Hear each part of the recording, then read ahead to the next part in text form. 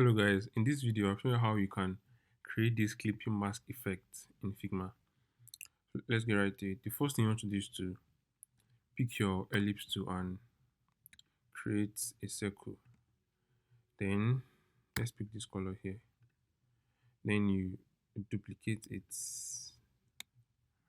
duplicate it. Then drag the image you want to use. You place it on this circle, bring it to the top, position it properly. Then select both elements and come here and click on use as mask. So what you want to do is to drag this element back here, make sure it is aligned. Then you go inside this mask, the clipping mask, which is this ellipse here.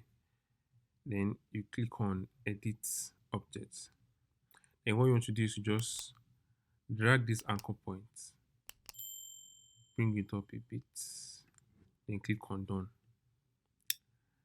Then after that, select both elements.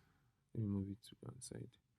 Then I'll try to position my image properly the way I want it. Just bring it on a bit, drag it up. Yeah, I think I'm satisfied with the way it is now.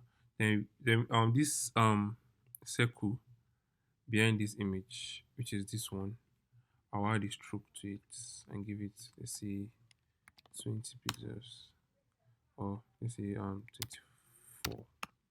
Yeah, perfect. No, one more thing. Then we change this option to outside, and that's how to create this nice clipping mask effect in Figma.